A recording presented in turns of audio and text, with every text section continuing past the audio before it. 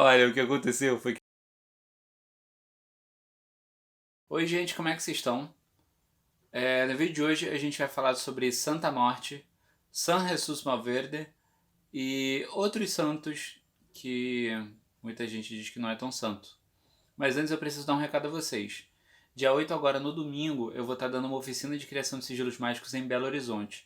Ainda dá tempo de você se inscrever. Bom, o e-mail está aqui na tela, então você pode entrar em contato comigo por lá. E, bem, temos o nosso Apoia-se. Se você tem acompanhado o nosso canal, nós temos criado várias iniciativas muito legais, mas muitas delas não geram tanta renda e elas dependem um pouco de alguns investimentos para que elas aconteçam. Então, se você quiser colaborar com todas essas iniciativas que também colaboram com a comunidade, tanto profana quanto mágica, você entra em contato com a gente por esse link aqui, ó, que é o apoia-se barra o caos de sempre, e lá você vai poder ajudar a gente a continuar botando pra frente toda essa parada maneira que a gente está fazendo. E não deixem de ver a live que a gente fez essa semana agora sobre psique e magia, vocês vão se amarrar. Bom, a gente vai começar por Santa Morte. Eu poderia falar La Santa Muerte ou qualquer coisa do tipo, mas não faz a menor diferença. As diferenças são entre Santa Morte e San Muerte, ou São Morte. Esses dois têm bastante diferença, principalmente não só porque uma é feminino e outra é masculino, mas é porque na verdade cada uma delas está conectada diretamente a uma divindade pré-colombiana ou meso-americana. Eu acho que esse termo cai melhor, meso-americana. E eu não vou saber dizer o nome das entidades pré-colombianas ou meso-americanas que se falam, mas está aqui o nome também, estou colocando aqui na tela para vocês. E, bem, primeiro a gente vai começar falando sobre uma parte histórica muito recente, até porque tudo que existe hoje sobre o culto de Santa Morte é realmente muito recente, porque tudo até hoje foi muito na tradição oral, até o final do século XX. Até agora, muito pouco tempo atrás, principalmente porque eu nasci no século XX. Mas lá pelo comecinho de 2001, a Henriqueta Romero, ela resolveu criar um templo para Santa Morte que fosse público, já que já existia, de forma muito pública, diversas procissões por aí, tanto para Santa Morte quanto para diversos outros santos. Inclusive hoje em dia a gente consegue até procissões sobre o El Patron. Ou El Patron não, né? Sobre El Patron. É, então a Henriqueta começou com esse movimento público de Santa Morte e de lá para cá tem se tornado um culto muito consistente. Apesar da Igreja Católica, como sempre, falar que essa porra não é válida. Ela sempre vai falar que não é válida. Principalmente por questões culturais. Ela, na verdade, ela fala que o culto de Santa Morte demonstra a degradação da religião. Quando, na verdade, o culto de Santa Morte não é sobre religião, mas sim sobre a crença fiel nessa divindade. E na crença sobre uma divindade absoluta, que geralmente é ligada à divindade máxima católica, ignorando todos os sacramentos da Igreja Católica. Seria meio que um pós-catolicismo ligado a uma divindade arquetípica pseudo-pós-católica, mas que vem de uma origem mesoamericana ou pré-colombiana. Mas não dizer pré-colombiano fica feio porque parece que é só do território da Colômbia, quando na verdade a Santa Morte ela é cultuada em sua maioria do Chile, do fundinho do Chile, né, do sul do Chile, até o norte do México, que, né, é o topo do que é o topo do México, já quase na fronteira, se eu não me engano, com o Texas. Ali pelo localzinho ali de Culiacán ou Sinaloa, que por um acaso também são locais super, super, super criminalizados. Inclusive é muito interessante falar sobre a motivação que fez com que esse culto crescesse. Na realidade, a gente hoje em dia olhando pela internet, a gente acha que tudo isso se popularizou por conta de que todo mundo quer ser um trevoso. Mas no final das contas, a maior parte dos adoradores da Santa Morte não são adolescentes de internet que ouvem música no SoundCloud. São senhoras e senhores, taxistas, prostitutas, traficantes, milicianos, são policiais, são membros do exército, são cozinheiros. A Santa Morte ela tem diversas emanações, né? Cada uma das cores da roupa da Santa Morte ela está ligada a um tipo de trabalho, e a Santa Morte em si ela tem diversos nomes. Existe inclusive um dos nomes para a Santa Morte é a Dama da Noite. E quando a Santa Morte ela se manifesta através da Dama da Noite, ela está ligada ao cuidado dos profissionais que trabalham próximo aos riscos da madrugada, como pessoas que têm carrocinha de cachorro-quente, prostitutas, taxistas, motoristas de Uber, entregadores do iFood, Artistas de rua? Artistas de rua com certeza, vendedores de brigadeiro batizado na Lapa, e diversas outras coisas. A Santa Morte, quando ela é chamada de Laninha Blanca ou de La Madrina, ela está conectada diretamente à pacificação de espaços. Ela está conectada sempre à limpeza de ambientes, ela está conectada à limpeza de relações, sempre à limpeza, à pacificação, à tranquilidade. Inclusive Laninha Blanca, quando ela é mencionada com esse nome, o histórico dessa santa ele se altera e passa a ser conectado diretamente a uma menina que morreu muito cedo. Então tem sempre um pouco desse traço de ternura infantil, quando Santa Morte está conectada diretamente à vestimenta branca e ao nome Laninha Blanca. Eu não me recordo agora o nome, mas a versão de Santa Morte conectada à vestimenta negra, como vocês estão vendo aqui a minha, eu vou até mostrar para vocês. Essa aqui foi eu que fiz. Quando ela está conectada a essa roupa negra, ela está conectada diretamente à proteção contra trabalhos de magia prejudiciais ao operador e aos conectados com o operador. Então, no caso, a minha já é para esse trabalho. Apesar de que dentro dela ela tem um manto roxo e ela também tem conexões douradas. Então, eu dei significado para cada uma das partes dela de acordo com a egrégora de Santa Morte nesse culto pós-católico. Então, é muito interessante que vocês se conectem com as cores. Como a magia do caos também trabalha pela via, se eu não me engano, do Phil Heine, com o trabalho das cores da magia do caos. Vocês podem trabalhar através da via da magia do caos, porque não é problema meu. Mas se vocês querem trabalhar com um culto um pouco mais conectado com toda essa egrégora de Santa Morte pós-católica, é interessante que vocês fiquem ligados. Existe um livro chamado El Librito de la Santa Muerte. Eu vou deixar aqui na descrição do vídeo o link para esse download. É um livro muito interessante. Ele é um pouco misturado com nossos cultos de magia cerimonial ocidental e tudo mais. Tem tetragramaton, tem um monte de coisa. Por mim, vocês podem ignorar isso. É uma dica que eu dou. Ignorem essa parte. E fiquem com a parte do culto, que é muito mais interessante. E ela é uma via quase hermética, trabalhada dentro desse arcabouço pós-católico da Santa Morte, tá? É interessante também que vocês lembrem que existe o São Morte. O São Morte, na verdade, ele é uma versão masculina dela, né, da Santa Morte, e que na verdade está conectado a cultos combativos voltados para Geburá. São Morte, ele trabalha com o arcabouço semântico da batalha. Então até mesmo os trabalhos voltados para a saúde são trabalhos combativos, como trabalhos em que o São Morte combate, né, ele luta contra as personificações dessas doenças, por exemplo, ou dos embates sociais ou qualquer coisa do tipo. Mas agora que eu estou lembrando que eu não falei direito sobre o motivo disso tudo estar crescendo. Então preciso voltar um pouquinho. O culto de Santa Morte está conectado também diretamente ao sentido mesmo que a própria Igreja Católica atribuiu ao culto de Santa Morte, que é um culto marginalizado.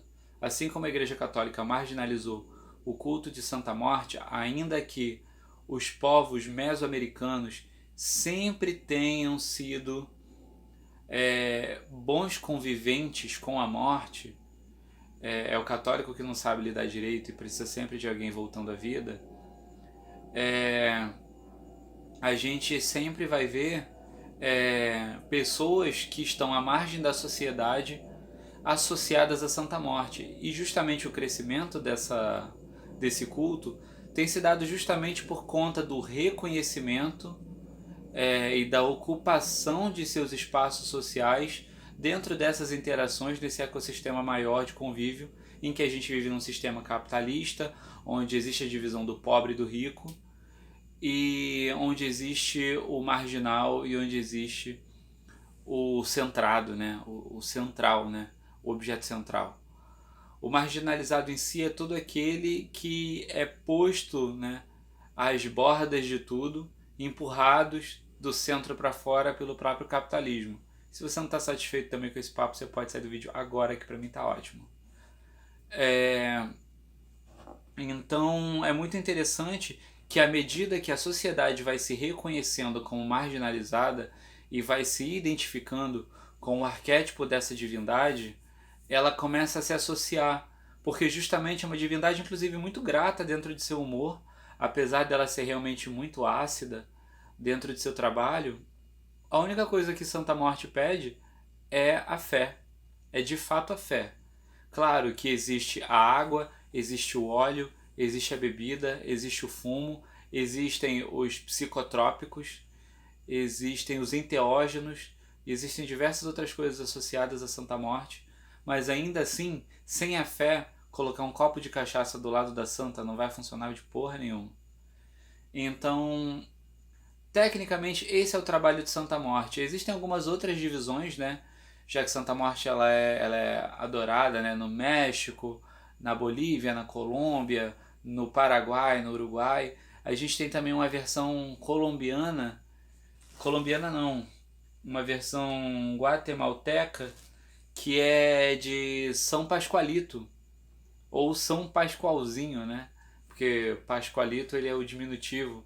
Então o São Pascoalzinho, ou São Pascoalito, se você achar muito ridículo chamar ele por esse nome, ele na verdade é uma divindade associada à cura, quando na verdade esse São Pascoal ele está diretamente associado ao Pascoal Bailon, que é, nunca foi canonizado pela Igreja Católica, mas ainda assim, em determinado momento dentro de uma narrativa mítica, ele chegou para um povoado que estava sofrendo de uma febre e falou: olha, dentro de 9 dias, na verdade, né, foi uma aparição.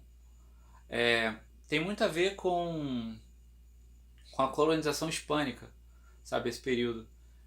E, e aí São Pascoalito apareceu em formato de caveira, né, o São Pascoal, o Pascoal Bailon, e falou que, tipo assim, olha, em 9 dias eu vou curar essa febre de todo mundo aí, porém, no 9º dia, esse cara que eu estou usando aqui para poder passar essa mensagem, ele vai morrer. E é assim que eu vou provar para vocês que eu tô certo, que o que eu tô falando vale, e não só isso, como que a única coisa que eu peço em troca é a adoração de vocês.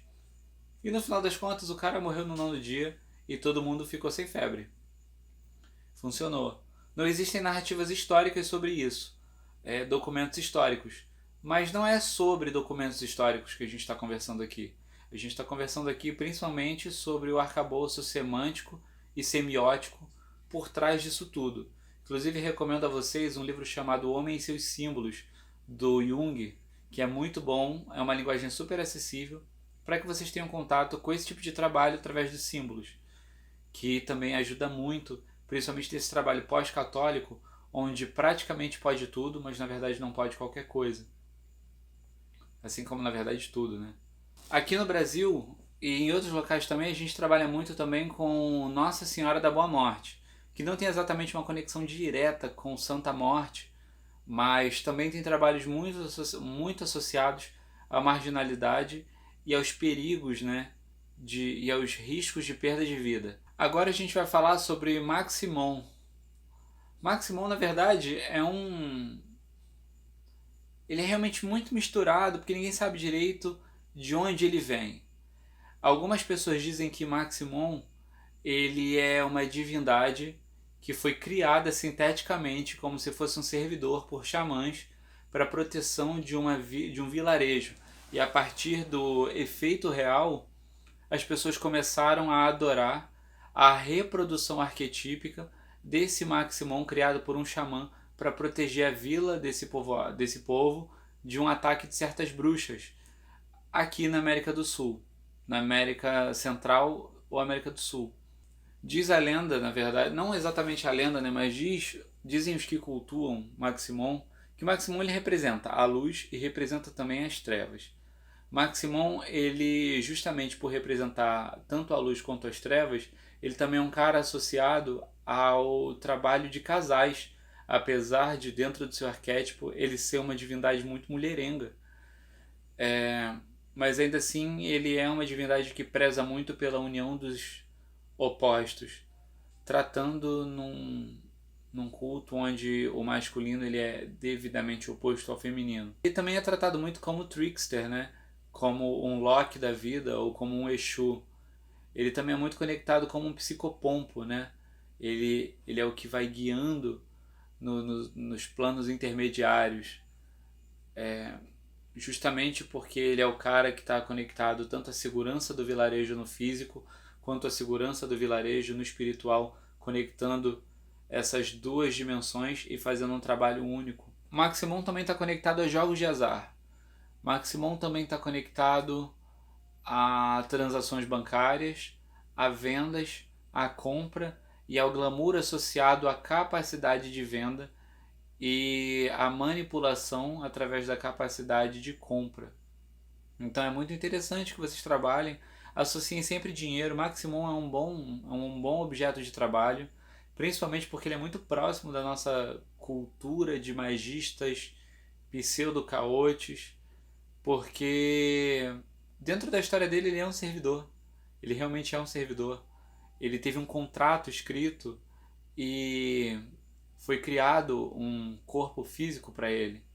E na verdade, dentro do trabalho feito pelo xamã, as pessoas dizem que realmente ele foi manipulado e quebrado para que justamente essas quebras dentro do corpo físico dele atuassem no plano físico.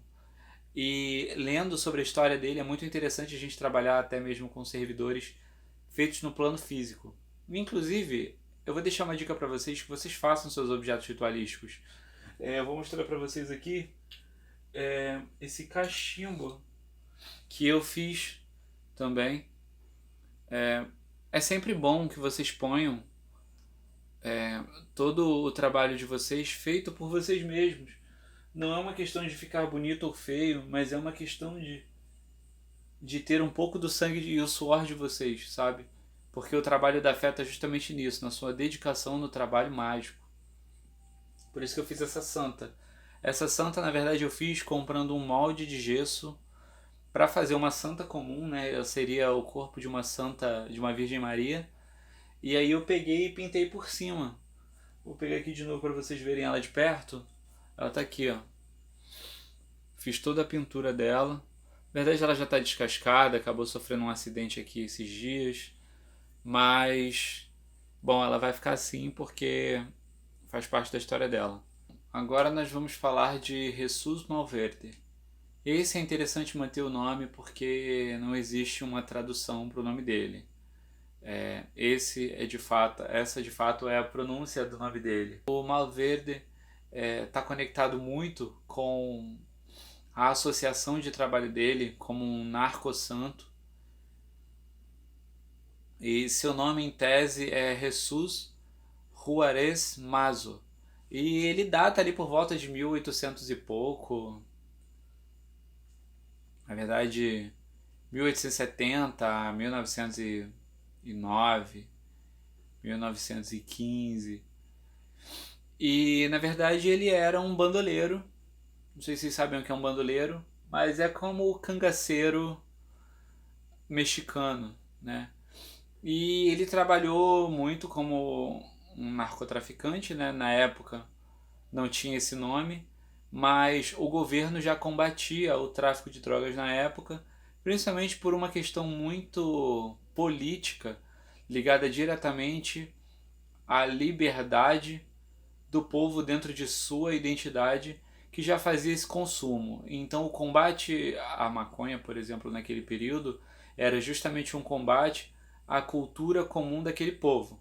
Como foi feito aqui no Brasil na época do período é, pós-abolição da escravatura, onde os, os recém-libertos, né, eles tiveram o consumo da cannabis, né, o consumo do dirígio, do fumo, né, como algo diretamente combatido porque estava ligado diretamente à sua cultura.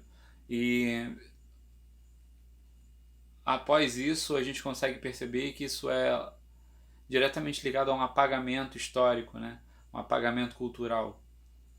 São Jesus Malverde ele está conectado diretamente aos trabalhos narcotraficantes e também à proteção de pequenas comunidades, tá?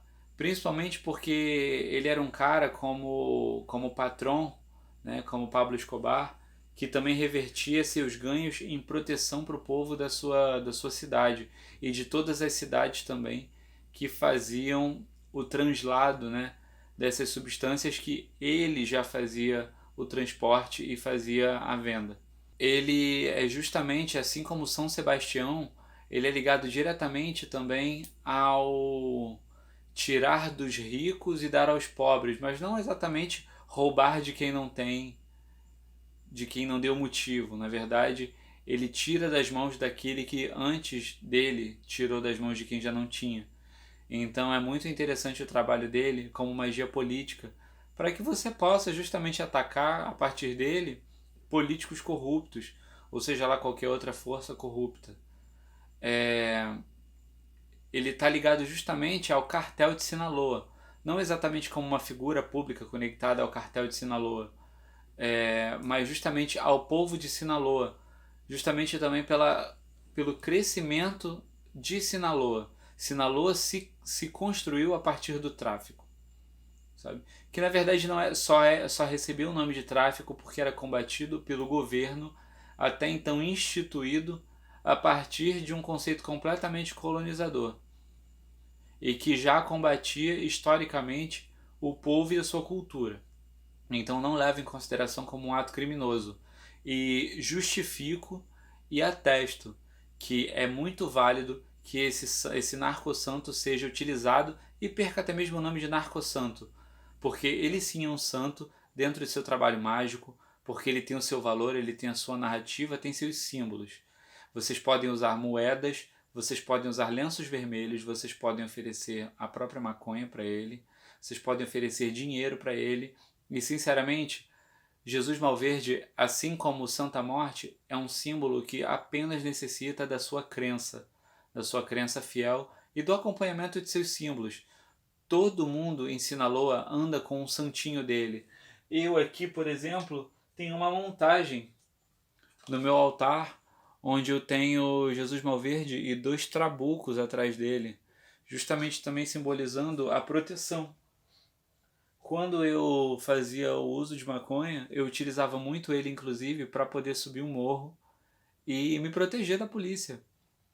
Não porque eu tinha medo de ser preso, mas por conta do problema da truculência policial no Rio de Janeiro. Porque, tudo bem, quer pegar, pega.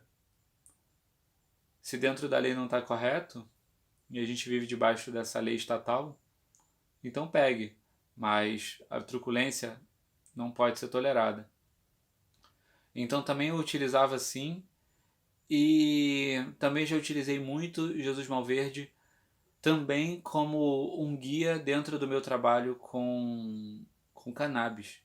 Já trabalhei muito com quimiognose e utilizei muito ele como um guia nesse meu trabalho entre os mundos a partir do uso da gnose química. Então recomendo a vocês o conhecimento de todos esses santos e também vou recomendar a vocês que vocês conheçam outro narco-santo que é o patrão, El Patrón. El Patrón é Pablo Escobar. Ele não tem milagres associados à sua egrégora. Olha, o que aconteceu foi que a minha estava no banheiro e entrou uma barata e não tinha como ela levantar. Não, eu tenho medo, né? Mesmo que eu tivesse que levantar, eu não levantaria. Bom, Também recomendo que vocês conheçam El Patrón. El Patrón é Pablo Escobar.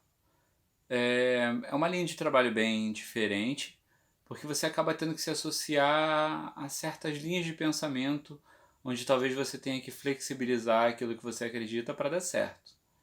Então, não que você tenha que virar um traficante no final das contas, mas é um trabalho talvez de empatia muito grande para que você consiga compreender as motivações para o uso de certas comunidades, a abordagem dessas pessoas, que um dia fizeram coisas que o Estado diz que não é certo.